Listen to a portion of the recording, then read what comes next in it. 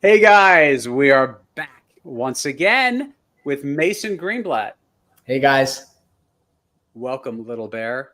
Papa Bear, also known as Robert Greenblatt here. Today, we're going to talk about the three most popular types of financing and some of the differences in what they're about. So, three most popular types of financing are we have conventional financing, FHA financing, and VA financing. And most of you may or may not know that the basic differences have to do with down payment, but there are several other differences which we're going to get into in a moment. The basic differences when it comes to down payment, in no particular order, VA has no down payment. Don't confuse that with an escrow deposit or other costs associated with buying the house, but no down payment from a mortgage standpoint. FHA financing, 3.5%. So you're financing 96.5% of the purchase price with FHA financing. And by the way, you could put more money down if you want, but most people don't. So 0% for VA, 3.5% for FHA. And then there's conventional financing. And most people think 20% down with conventional financing. And there's nothing wrong with thinking that, because conventional financing, when you're putting down that 20%, you don't pay PMI, which is basically a mortgage insurance premium, which gets built into your payment. So when you can avoid the mortgage insurance premium, your payment is a little lower. However, with conventional financing, of course, you can put down more than 20%, right? And there are programs out there for as little as 3% down for conventional mortgages. So you may have heard rumblings about that. You may be pretty familiar with it or not. But there are some other important differences when you're shopping for a house, depending on the type of financing you are interested in and or qualified for. So Mason and I were talking about that. Mason, what is one difference? I think we have three here to share with everyone today. Yep. One difference there in the different types of mortgages. We have a condition of the home. So, FHA and VA have a little bit of a stricter when it comes to inspections versus a conventional loan. Yeah. And let's clarify what inspections means. When we say inspection in this case, we really, I think, and tell me if that's what you're thinking, we're talking about the appraisal, right? So a lot of people in the industry and outside the industry will refer to a VA inspection or an FHA inspection. In reality, those are appraisals. The appraiser is hired by the lender to go out, check the house. Essentially, what that appraiser is doing is, number one, they're looking at the value, making sure that if you're buying the house for $10 or you're contracted to buy for $10, that the recent sales and activity in the area of similar homes is around $10. They want to make sure the value is there. But the inspection piece of it is, let's just clarify, and I have an older video that talks about this in more detail if you poke around on the channel, but the appraisers are not home inspectors. Those are totally different things. Although, to your point, Mason, right, they are going to look at certain things differently than a conventional appraisal. The appraisers are kind of the same people. They just have extra certifications to do these other types of appraisals. So what could be something that would be a concern that would come up on a VA or FHA appraisal versus a conventional appraisal? Peeling paint on the windowsills would be very common. Like all day long. That is like the most common thing we see, right? Yeah. Peeling paint on the exterior of the home, we see it a lot. And that's something that would have to be remedied in order to finalize that transaction. What else could come up? If there's a leak in the roof, or I've seen laminate flooring in the kitchen if that's peeling. I've seen. Oh, that's interesting. Yeah, I haven't experienced. I know they peel when they get wet. The older laminate flooring was not waterproof. The newer stuff is. Yeah. I've experienced where if there's a stain in the ceiling, just like you're mentioning, it could have even been an old stain from an old roof leak. The appraiser could call that out, as they say, and ask for some kind of proof that it is not an active leak, Yeah. right? They're okay with a little bit of the stain. That's not a big deal, assuming that the drywall is intact. But condition-wise, that could be something that comes up on an FHA or VA appraisal, which usually would not be an issue with a conventional loan. Yep. I'll give you one that comes up a lot, and you're going to go, oh, yeah, that's true. Handrails. Yeah, they got to be installed. Yep. Yeah. So steps going upstairs, steps going down to a basement, steps coming off the front of the house, or even a deck. A graspable handrail is something that comes up. Yeah. And look, we're in tons of houses. Sometimes they have them, sometimes they don't. Sometimes it doesn't go the full length of the steps, depending on the design of those steps.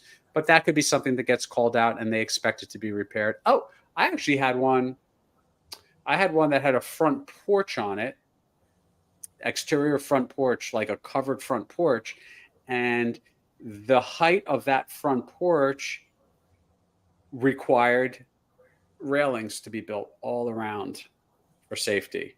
And all of this, by the way, I know we didn't mention it, it's really always about safety for the buyer, right? Yeah. The appraiser is also going to turn on the water, make sure it gets hot, right? Yep. The appraiser is also going to make sure the heat is warm in the winter, right? The appraiser is not going to take the cover off of the heater and make sure the flame pattern is correct. And that's something a home inspector does.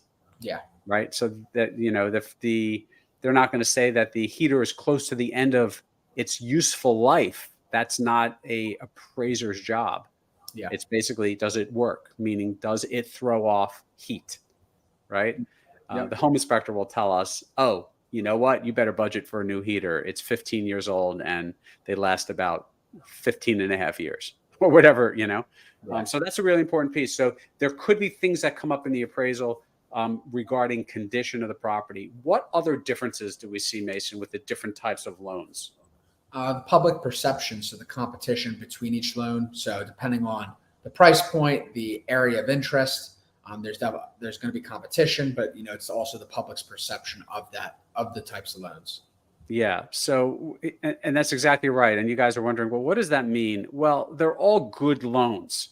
However, like anything in life, there are preconceived notions about things and different types of competition. So depending on the neighborhood, depending on the demographics, there may be a lot of VA or FHA loans. Maybe it's a neighborhood located close to a military base. So there's going to be a lot of VA, right? There's a lot of military people that live near military bases, really common. Depending on the price point of certain properties, there may be a lot of FHA loans, right? Yeah. What we do find in general, the more expensive a property gets, the more likely it will be conventional. Well, more likely conventional loans will be more and more common. Would you agree with that? I agree. Yeah. Right. So I think like what we see is when we get into like, let's say $450,000, $500,000 homes in our service area, and we know that varies throughout the country, we will find a lot of conventional loans in that price point.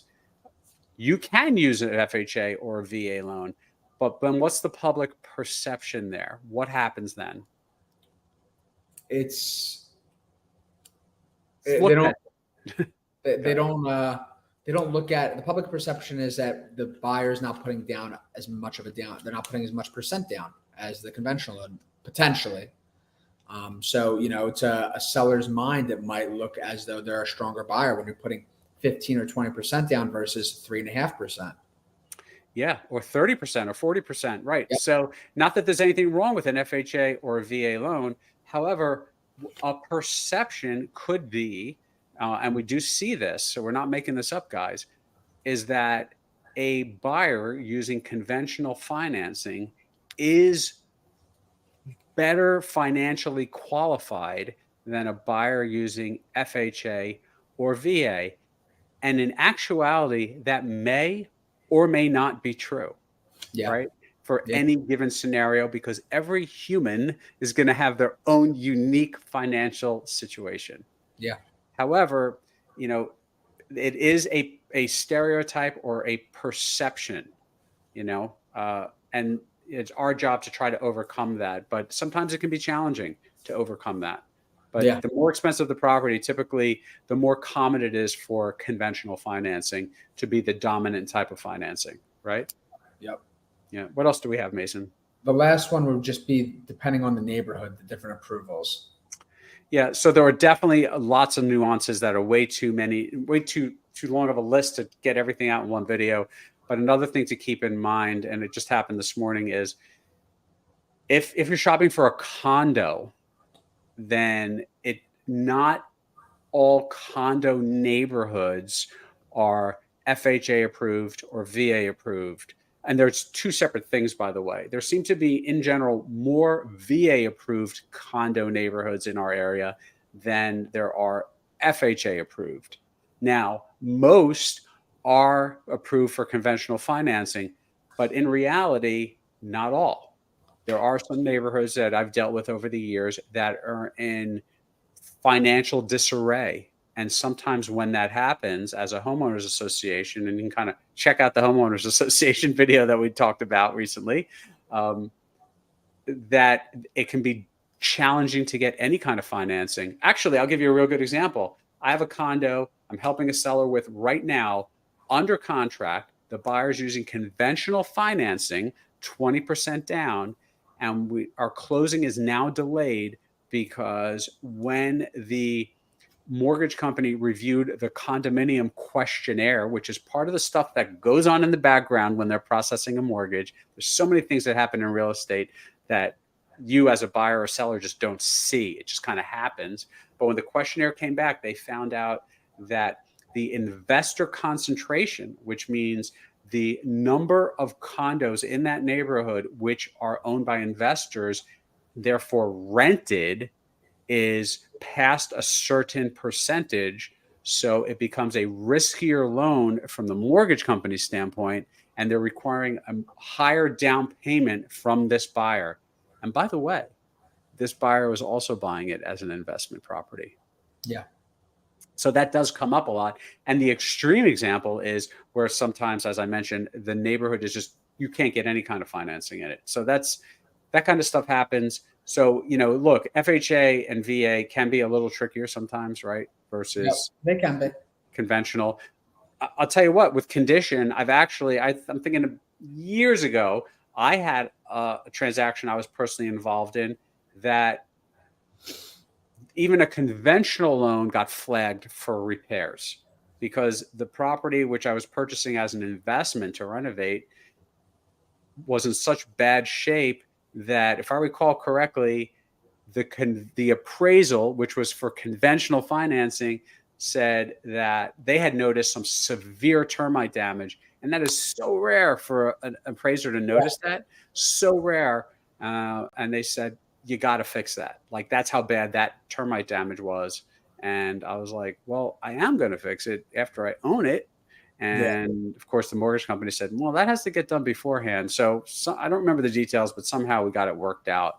But you never really know. But in general, FHA and VA do have tighter standards to protect you as a buyer versus conventional financing. There are also some other differences, guys, which we'll go into the details in another video. It has to do with closing cost credits.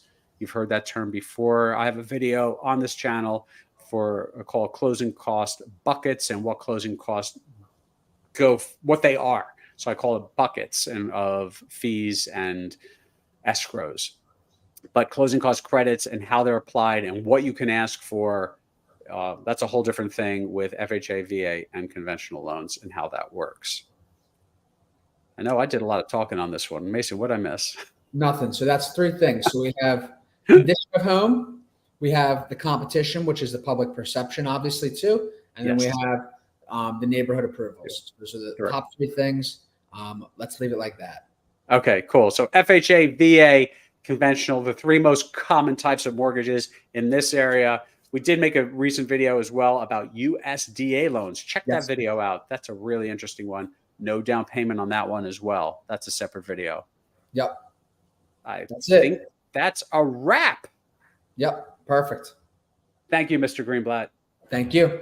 All right. We'll see you guys again real soon. Please take a moment, like this video, subscribe to our channel, share this video. We really appreciate it. Feel free to comment below on anything that we talked about or any other videos you'd like to learn more about, and we will keep you updated. See you soon. Thanks, guys.